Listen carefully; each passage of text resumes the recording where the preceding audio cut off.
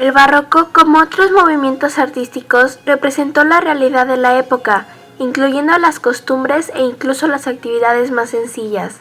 En México, como en cada país donde se desarrolló esta tendencia, el arte tuvo una serie de variantes artísticas basada en el entorno ideológico, histórico y sociopolítico. El barroco novohispano es la consecuencia formal de una actitud de propaganda dirigida al indígena, el que se refugia en las creencias mágicas de su religión pagana, pero que, al ser destruidas estas por los conquistadores españoles, se ve a necesitar de acogerse voluntariamente o involuntariamente al cristianismo, con el fin de encontrar consuelo para su espíritu. Hacia 1630, el estilo barroco comenzó a difundirse por la Nueva España, donde tuvo características propias con catedrales de 3 o 5 naves, las parroquias y santuarios. El barroco novohispano viene de la herencia española.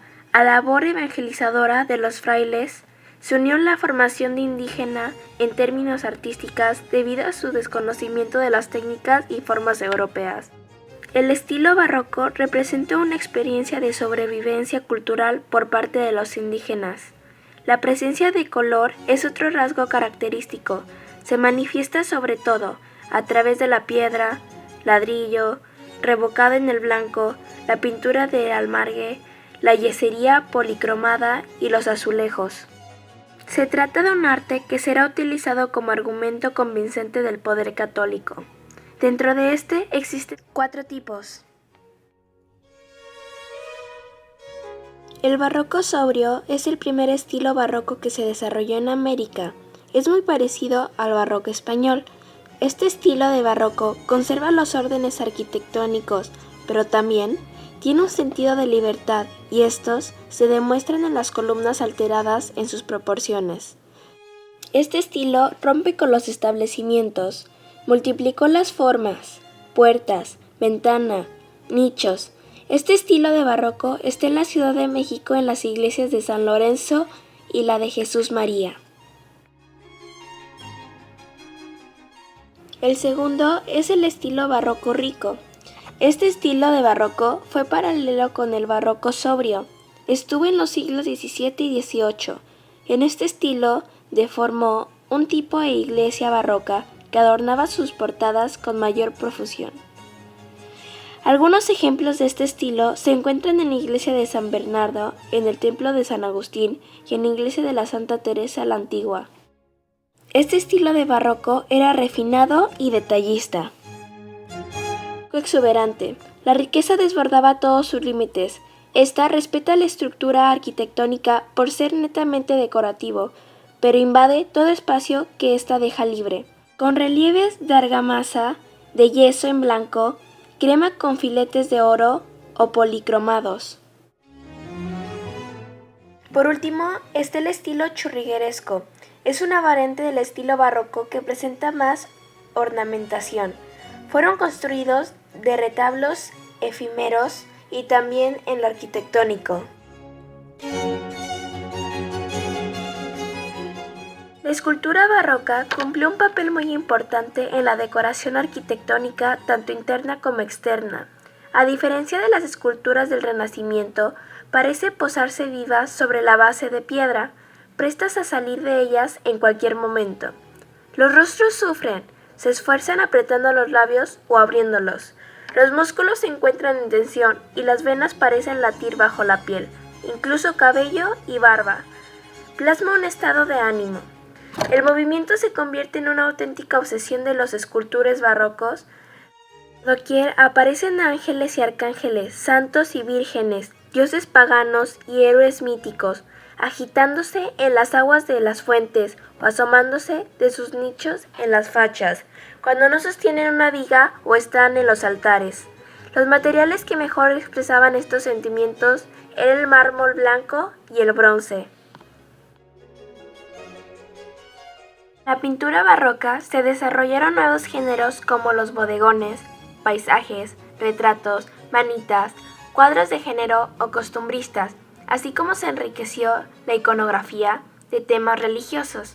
Existe una tendencia y una búsqueda del realismo que se conjuga con el teatral. El color, la luz y el movimiento son los elementos que definen la forma pictórica. El color predomina sobre la línea. Incluso los efectos de la profundidad, perspectiva y volumen se consiguen más con los contrastes de luz y de tonalidades de color que con las líneas nítidas y definidas del dibujo. Se pretende transmitir sensación de movimiento. Las composiciones se complican, se adoptan perspectivas insólitas y los volúmenes se distribuyen de manera asimétrica. Mientras que la dinámica del espacio, la visión de las escenas en profundidad, la estructuración de las composiciones mediante diagonales y la distribución de las manchas de luz y color configuran el espacio como algo dinámico.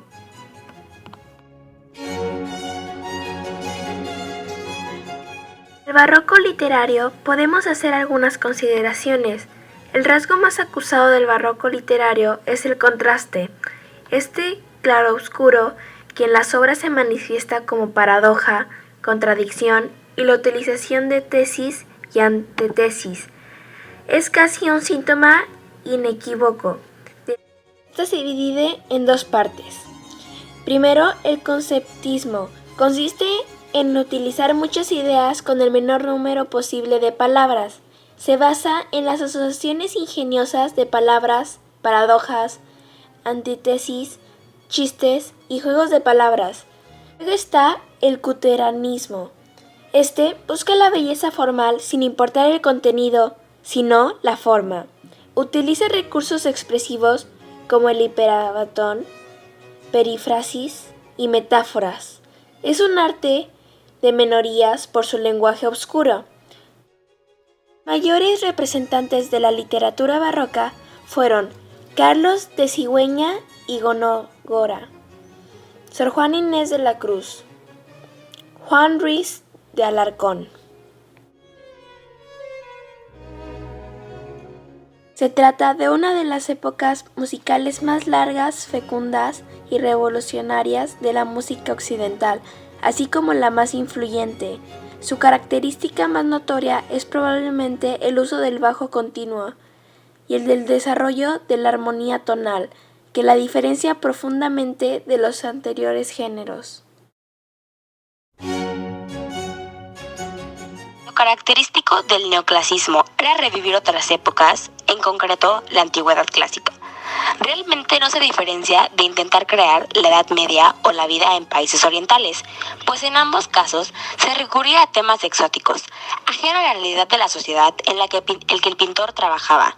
En realidad, clasicismo y romanticismo son tendencias estilísticas burguesas que reaccionan frente al aristocrático rococó y tal como a la ideología burguesa.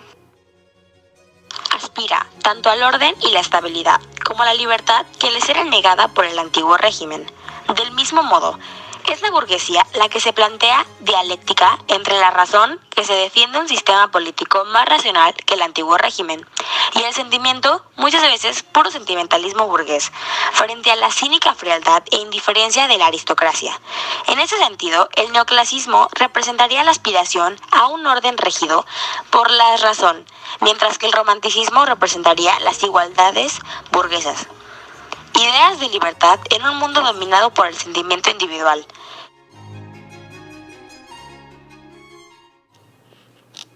La arquitectura neoclásica es un estilo arquitectónico que produjo el movimiento neoclásico, que comenzó a mediados del siglo XVIII, por una reacción en contra del estilo barroco de ornamentación naturalista, así como por el resultado de algunos rasgos clasicistas, nacidos en el barroco tardío. Se prolongó durante el siglo XIX, confluyendo a partir de entonces con otras tendencias, como la arquitectura historicista y el eclecticismo arquitectónico. Algunos factores fundamentales que influyeron en la creación de la arquitectura neoclásica fueron los determinantes en el contexto político, social y económico de la época, en que se incluyen destacadamente la revolución industrial, la crisis del antiguo régimen, la ilustración, el enciclopedismo, la fundación de las academias, el despotismo ilustrado. La escultura neoclásica se incluye dentro de una corriente filosófica y estética de una influyente difusión que se desarrolló entre los mediados del siglo XVIII y del siglo XIX en Europa y las Américas, como reacción contra la frivolidad del decorativismo del rococó. Surgió la escultura neoclásica inspirada en la antigua tradición grecorromana, adoptando principios de orden, claridad, austeridad, equilibrio y propósito, y con un fondo de moralización. La pintura neoclásica es un movimiento pictórico nacido en Roma en la década de 1760 y que se desarrolló en toda Europa, arraigado especialmente en Francia hasta aproximadamente 1830, en el que el romanticismo pasó a ser la tendencia pictórica dominante.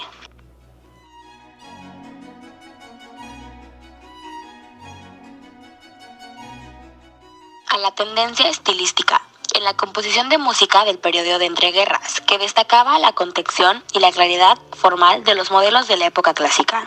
En su momento, se le consideraba una de las dos reacciones contra los excesos del romanticismo. La otra fue el sistema dodecafónico de Arnold Schwarzenberg. Ahí, donde el romanticismo se expandía, los nuevos estilos resultaban contenidos y ponían el énfasis en la claridad de las formas, preocupación a la que el romanticismo no daba importancia excesiva. Sin embargo, la música neoclásica tendría que ser más conservadora en el terreno armónico y no usaban los métodos de la atonalidad ni de los 12 sonidos. Empleaban, en cambio, la disonancia como herramienta expresiva dentro de un marco de referencia básicamente tonal. Tanto la música del barroco como los procedimientos del clasismo sirvieron de modo a las obras neoclásicas. Un ejemplo de ellas sería una de las primeras obras de Igor Stravinsky en el nuevo estilo, el ballet Pulcinella. La literatura se transforma en un vínculo de la ilustración y de su apoyo en las monarcas absolutos, y de esto recibe su apoyo. Prácticamente desaparece la novela como género. En un lugar aparece el ensayo. Este género era divulgador de ideas por excelencia, además que se encuadra muy bien con las características generales de la época, utilidad y didactismo. Los máximos exponentes de este género en España son Feijóo y Jovenallos. Dentro de la prosa debe destacar el estilo epistolar de numerosas obras. Estas cartas iban dirigidas a personajes reales o ficticios. La obra cumbre de este género en España, en las cartas marruecas, aparece el periodo en el que se divulgan los ensayos. El periodismo es un método de difusión debido a que es muy económico y cómodo de leer, y por tanto no llega a un gran espectro de la población. La población toma la conciencia de la necesidad de estar bien informados. Los gobiernos se dan cuenta de que el periodismo es un gran poder. En cuanto a la poesía, se vuelven los modelos clásicos, pero hay muchísimas innovaciones métricas. Los temas nunca se salen de didactismo, critican las costumbres, importancias en la educación, el papel de la mujer y los placeres de la vida. Cobran importancia las fábulas, tipos de poesía, en las que se exponen enseñanzas morales, normalmente ejemplificadas con animales. El criollismo es una corriente literaria que nace en la última década del siglo XVIII y se extiende hasta 1929. Este movimiento busca incorporar por medio de la prosa el mundo y el sentimiento de lo que el vernáculo y elevarlo a una categoría artística. Se va a incorporar el habla local en la obra de arte narrativa. Conviven dos tipos de lenguajes, el culto o refinado y el popular. Las estampas más importantes del criollismo fueron Luis Manuel Urbaneja Archepol, Alejo Carpentier, Mario Vargas Llosa, Vicente Leñero, Mariano Latorre. Otros también marcaron historia en la literatura, pero no tuvieron tanto impacto como estos. Los autores dicen que el tema del criollismo se detiene en un local, van en busca del vernáculo, ya que aspiran a tratar lo venezolano, asuntos venezolanos. Características principales del criollismo. Predomina lo autóctono. Utiliza modismos dialectales, profundiza en las leyendas del pueblo. Surge como una oposición al exotismo modernista con sus personajes desarraigados, que pensaban con la mentalidad extranjera. Como herencia del romanticismo se aproxima al color local. Los aspectos lingüísticos del criollismo radican en la profundidad y espontánea asimilación de la lengua indígena. Sus obras no se van a conformar con la sola finalidad artística, sino que aspiran a ser documentos sociológicos del momento que vive el país.